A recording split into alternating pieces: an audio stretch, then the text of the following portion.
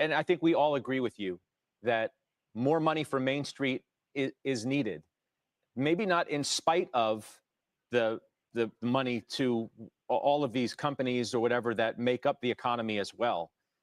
That more money is needed everywhere, perhaps. But are you suggesting, you keep saying propping up zombie companies? Are you arguing to let airlines, for example, fail? Yes. Why? I mean, of the economy. Because it's not, because when you look at what it means, this is why I'm saying, like, this is a lie that's been purported by Wall Street. They do not fire their employees. It goes through a packaged bankruptcy, right? If anything, what happens is the people who have the pensions inside those companies, the employees of these companies, end up owning more of the company. The people that get wiped out are the speculators that own the unsecured tranches of debt, or the folks that own the equity. And by the way, those are the rules of the game. That's right, because these are the people that purport to be the most sophisticated investors in the world. They deserve to get wiped out. But the employees don't get wiped out. The pensions don't typically get wiped out. Why does anybody, I just don't understand, why does anybody deserve, using your word, to get wiped out from a crisis created like this? How does anybody deserve to get wiped out? Well, but just be clear, like, who are we talking about? We're talking about a hedge fund that serves a bunch of billionaire family offices. Who cares? They don't get the summer in the Hamptons. Who cares? I mean, there are people. You don't think the employees? Hold on, Scott. You don't think the employees of these companies own stocks? I mean, own their stocks, own the company's stocks? You can look on Bloomberg and you can see what percentage of these companies are typically owned by. These things are owned by BlackRock.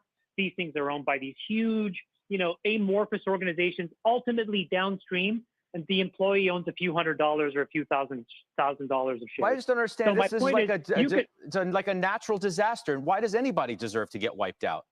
Wouldn't that be immoral in and of itself? No, because what's happening right now is what I'll tell you is on Main Street today, people are getting wiped out. And right now, rich CEOs are not, boards that had horrible governance are not, hedge funds are not, people are. 6 million people just this week alone basically saying, holy mackerel, I don't know how I'm going to make my own expenses for the next few weeks, days, months. So it's happening today to individual Americans. And what we've done is disproportionately prop up and protect poor performing CEOs, companies, and boards. And you have to wash these people out. And what purpose does it serve? What is a money system? What is the money behind the money system? For centuries, the mechanics of the monetary system have remained hidden from the prying eyes of the populace. Yet its impact, both on a national and international level, is perhaps unsurpassed. For it is the monetary system that provides the foundations for international dominance and national control.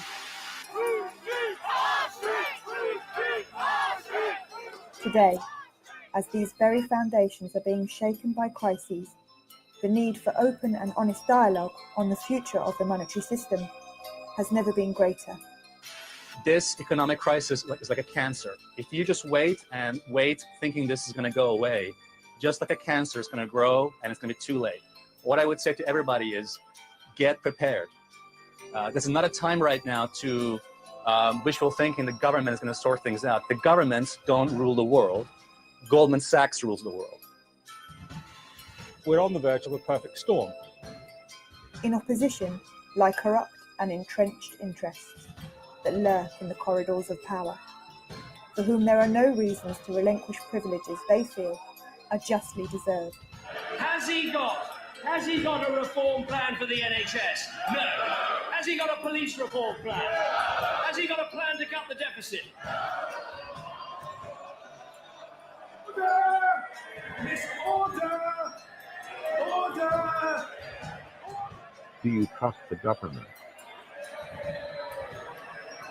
Order! Try to calm down and behave like an adult. And if you can't, if it's beyond you, leave the chamber, get out, we'll manage without you. This is the Banshee Productions feeding station.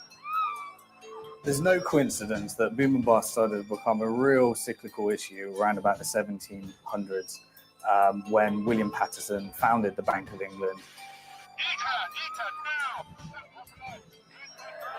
This is intolerable behaviour as far as the public. No, it's not funny.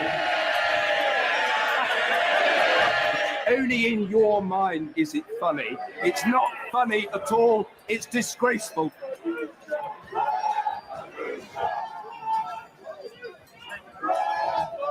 The system is inherently unstable as a result of the international power it provides to the dominant parties. For at the heart of it lies the idea of, how can I get something for nothing? Statistical analysis has found that every time an empire begins to near its own demise, you'll find that its currency will be debased. There is no guide to how this whole system operates. To give you an example, a researcher at the BBC working on a rather pressing documentary went to the Bank of England and said, "Can you give me a guide to how money is created?" And they just said no. This documentary will investigate and explain this ever-changing system and the impact it has, both on a national and international level.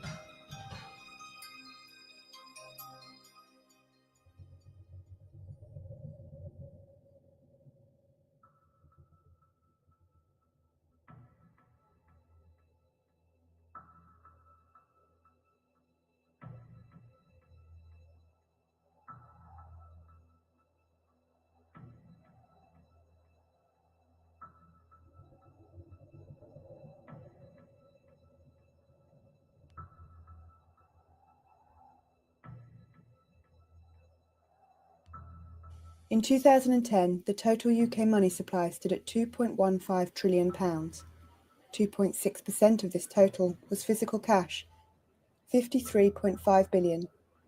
The rest, £2.1 trillion, or 97.4% of the total money supply, was commercial bank money. The 3% of money is created through the central bank, and that money essentially, if you created a £10 note, you could sell that to a bank to put into their ATM, and the bank would have to repay that £10 or buy it for £10. There'd be no interest charged on that money, but that money is then essentially transferred to the Treasury, and it's a form of fundraising for the government. It's called Seigniorage.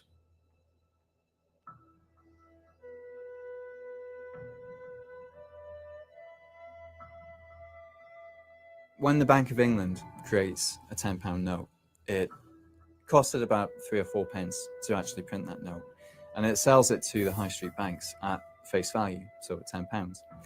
And the profit, the difference between printing the note and actually selling it for £10, goes directly to the Treasury.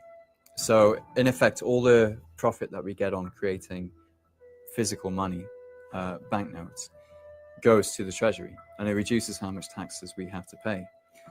Over the last 10 years, that's raised about £18 billion.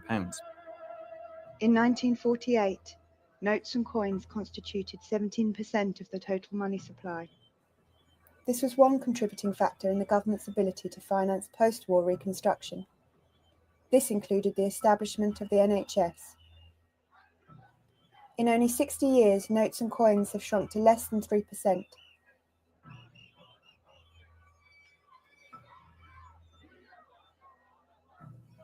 Prior to 1844, banknotes were created by private banks, and the government did not profit from their creation. Pre-industrialisation, there was multiple forms of money coexisting, and so the kind of